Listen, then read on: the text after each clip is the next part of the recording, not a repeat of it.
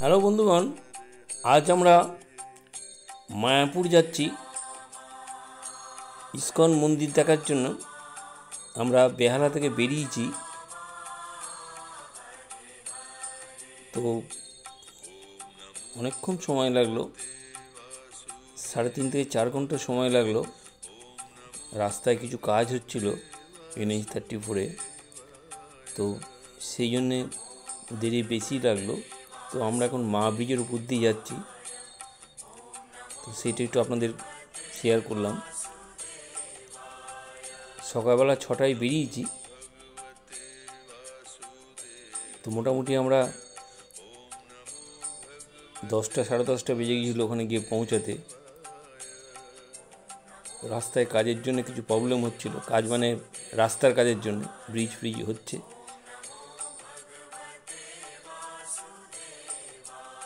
যাই হোক, আমি আমার ওই বুবি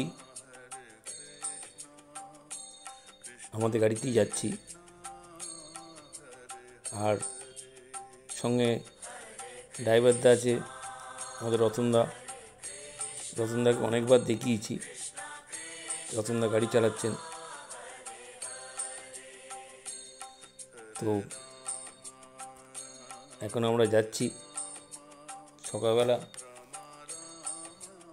রাস্তা ফাঁকাই ছিল, একটু মেঘ ভাবছিল, মানে রোদের জোর ছিল না, সেই জন্য রাস্তাঘাট তবু একটু ঘোলা ঘোলা লাগছিল। তো যাই হোক, তো আমরা এখন রাস্তায় যাচ্ছি।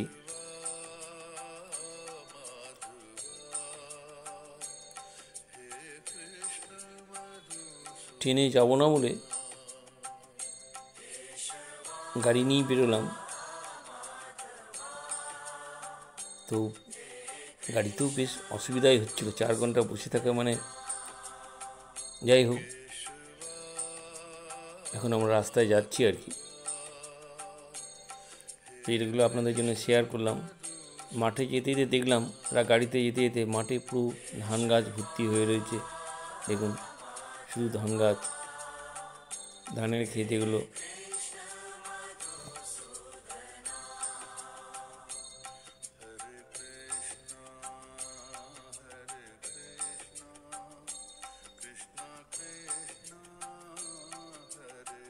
এখানে আমরা টিফিন করে নিলাম, তারপর আবার বেরোচ্ছি আর কি। আমরা এখন মায়াপুরে গিয়ে পৌঁছে গেছি।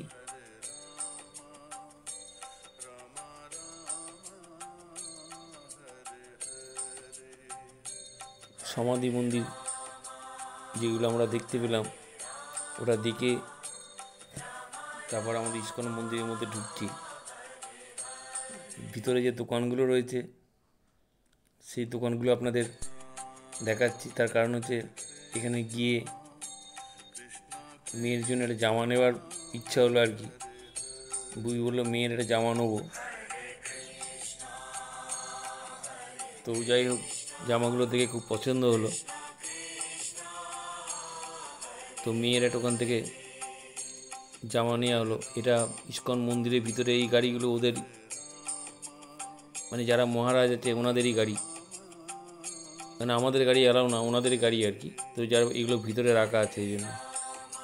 আর পিছনে যেটা দেখা যাচ্ছে ওটা তো নতুন মন্দিরটা এখনও তৈরি হয়নি, ওরা বললো 8 তারিখে খোলা হবে। তো যে জামার কথা বলছিলাম, তো ভালোই জামা কালেকশান ছিল। তো জামা কালেকশানের থেকে বড় জিনিস, মন্দিরে গেছি, মায়াপুরে গেছি, কিছু তো একটা চিহ্ন রাখা তো দরকার, একটা স্মৃতি তো রাখা দরকার।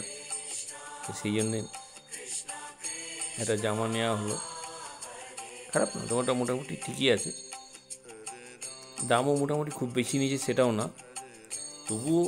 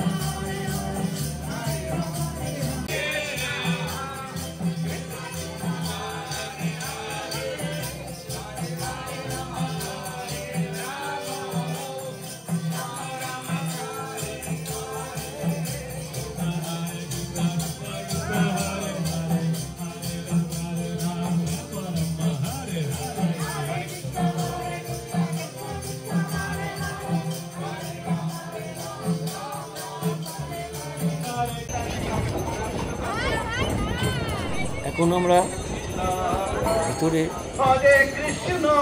ভিতরে যাচ্ছি ইস্কন মন্দিরের ভিতরে।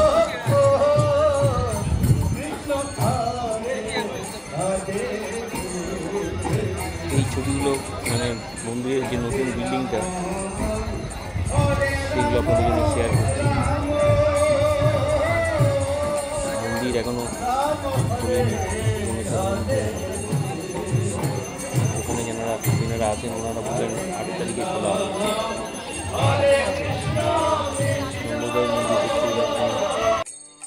যেহেতু 12টা বেজে গিয়েছিল তো সেই জন্য বন্ধ হয়ে যায়, আবার 4টের পর খুলবেন। তো সেই জন্য আমরা ওখানে দাঁড়িয়ে না থেকে আমরা বাকি যতটুকু সম্ভব ঘুরে দেখছি আর কি। এই পুকুরটাতে আগে যখন গিয়েছিলাম তখন জল ভর্তি ছিল, একটা ফোয়ারা ছিল, প্লাস একটা ওই বোটগুলোও ছিল। তো এখন তো জল নেই, জল শুকিয়ে গেছে, যার ফলে পুকুরটা শুকিয়ে গেছে এরকম ভাব দেখাচ্ছে। তো যাই হোক, লোকে এখন এখানেই যা আছে তাই দেখছি, আমরাও তাই করছি। দেখে নিলাম, একটু দেখলাম, একটা ছবি তুললাম।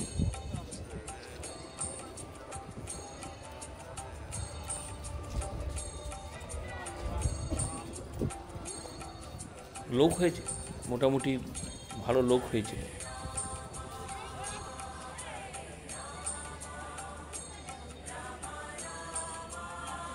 তো আমরা জুতো যে জায়গা রাখা আছে মনে করেছেন ওনারা, সেখানে জুতো রেখে মোবাইল জুতো জমা দিয়ে তারপরে হেঁটে হেঁটে যেতে হবে আর কি। 5 টাকা জুতো পার হেড, আর মোবাইল 5 টাকা করে ওনারা নিলেন।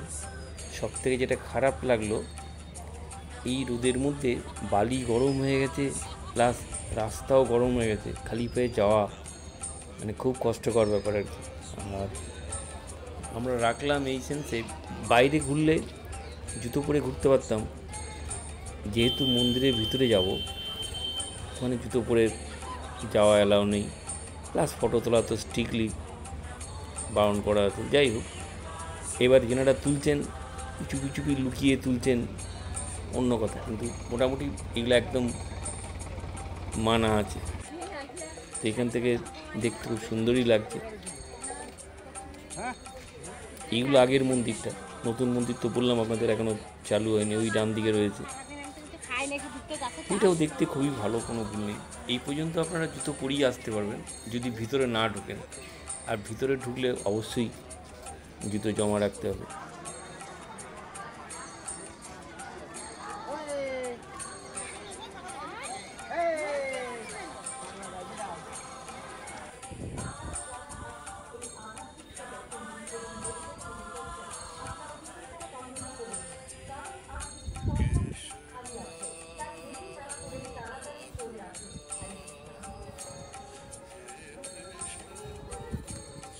আমরা একটা ভিতরে শো হচ্ছিলো, সেই শোটা দেখার জন্য টিকিট কাটলাম, 40 টাকা পার হেড লাগলো।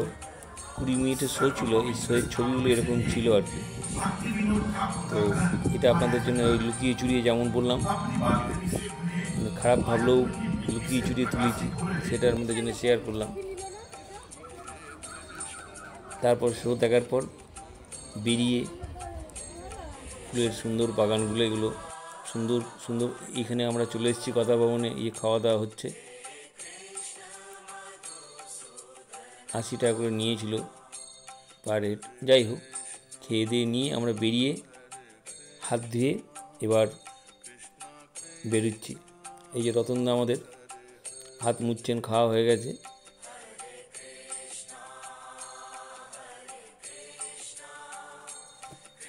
খুব সুন্দর ফুল, চারিদিকে ফুলের ব্যাপারগুলো করে খুব আরও বেশি সুন্দর লাগছে।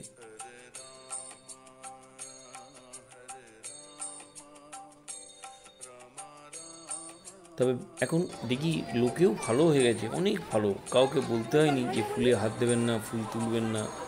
কোনো লোকই চেষ্টাও করেনি, কাউকে দেখলাম না যে ফুল গাছে হাত দিয়েছে বা ফুল তুলতে।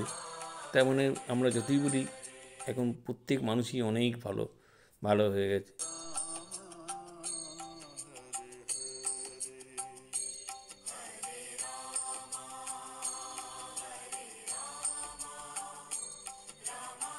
তো আমরা আর একটু দেখে নিচ্ছি,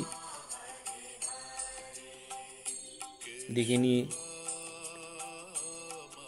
4টের আগে তো খুলবে না, তাহলে এখানে থেকে লাভ নেই। আমরা রাস্তায় বেরিয়ে বাকি যে মন্দিরগুলো আছে এইগুলো একটু দেখে নেবো। এটা নতুন মন্দির যেটা তৈরি হচ্ছে, বললাম 8 তারিখে খুলবে, এটা সেই মন্দিরটা, একটা পাশ আর কি।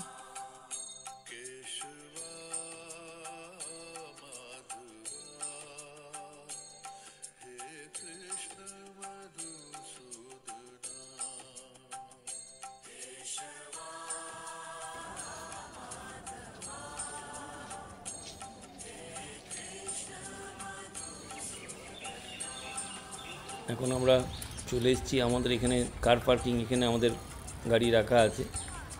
এখন আমরা এখানে চলে এসেছি, রতনদা যাচ্ছে, রোদের খুব জোর আছে, এই জন্যে চিন্তা করছে না কি। যাই হোক, আমরা রাস্তায় বেরিয়ে এগুলো, এই যে শ্রীকৃষ্ণ চৈতন্য মিশন অনেকগুলো রয়েছে, একটা না, এরকম অনেকগুলো রয়েছে আলাদা আলাদা নামে, এইগুলো সব দেখছি, মানে খুব ভালো লাগলো, এগুলোও খুব ভালো। তবে ওই বাইরে থেকে যতটুকু দেখলাম আর কি, তার কারণ হচ্ছে 4টের আগে থেকে খুলবে না, আর 4টে 4:30 পর আমরা বেরোলে ওখান থেকে বাড়ি আসতে পারবো না। এগুলো সব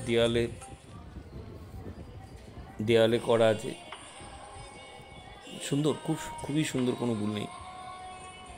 তো এনাদের সঙ্গে আমি কথা বললাম, এখানে একটা ভদ্রলোক বললেন, মহারাজ আর কি, এমনি নর্মাল ঘর 800 টাকা, আর এসি ঘর 2000 থেকে 2500 টাকা। কেন 2000 থেকে 2500 কেন?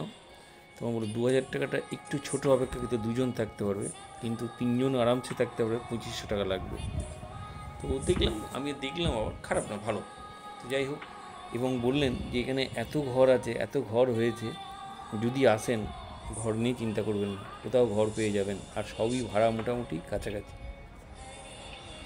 তো আমি ঠিক আছে শুনে আবার বেরিয়ে রাস্তা দিয়ে আবার দেখছি আবার কোথাও যাওয়া যায় আর কি।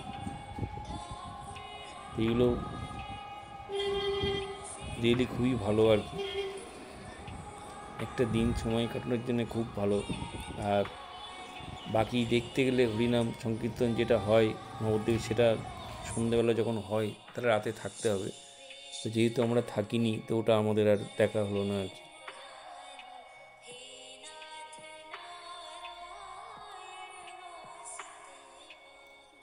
আমাদের চ্যানেল অবশ্যই লাইক শেয়ার কমেন্ট করবেন, যদি সাবস্ক্রাইব করা না থাকে অবশ্যই সাবস্ক্রাইব করবেন, যারা সাবস্ক্রাইব করেননি তাদের কাছে অনুরোধ অবশ্যই করবেন। আচ্ছা, এটা নদীটা, যে নদীটার ওই পারে নবদ্বীপ আর এই পারে মায়াপুর, দেখুন এই লোকগুলো যাচ্ছে গিয়ে, মানে মায়াপুরের দিকে যে নৌকা রাখা আছে, এই পারে এটা হচ্ছে মায়াপুরের দিকটা, ওই দিকে খেয়াল করুন, ওই দিকটা হচ্ছে নবদ্বীপের ফেরিঘাট, মানে এইখানে নৌকা করে গিয়ে ওই ঘাটে যাবে। আবার তার মানে এবার ওখান থেকে অটো টোটো সবই আছে, ওখান থেকে গিয়ে এবার নবদ্বীপে যেখানে খুশি যাওয়ার আপনারা যেতে পারবেন না, সেটাও দেখলাম, ভালো লাগলো। যদি কোনো নৌকা পাড়ে আসতে হয় সেটা দেখে নিলাম। এটা আরেকটা মন্দির,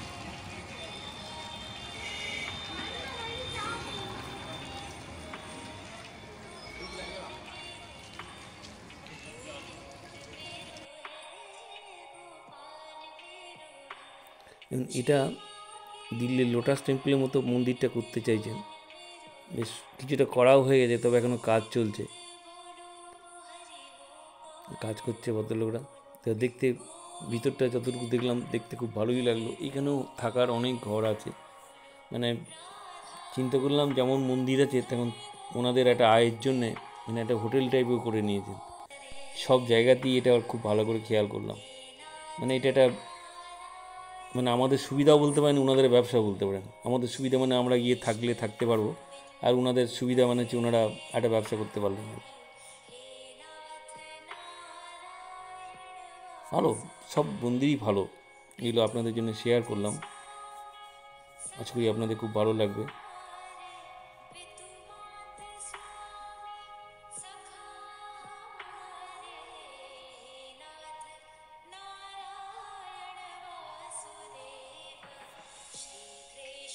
প্রত্যেকটা মন্দিরই খুব ভালো।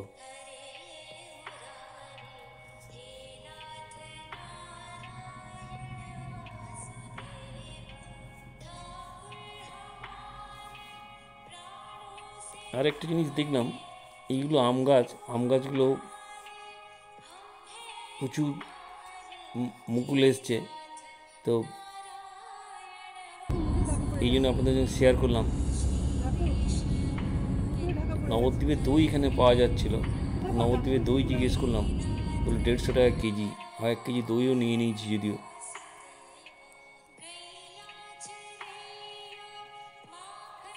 এই নিম গাছের গোড়ায় নিমাই চৈতন্য জন্মগ্রহণ করেছিলেন, সেই জন্য এনাকে এখানে বাঁধিয়ে রাখা হয়েছে নিম গাছটাকে। এত বছর পুরনো নিম গাছ, ওনারা যা বললেন বা লেখা রয়েছে, এই জন্য ফটো তুলে নিলাম। যে শিশুকুলে লেখা রয়েছে শ্রুতি ভবন, এখানেও সুলভ মূল্যে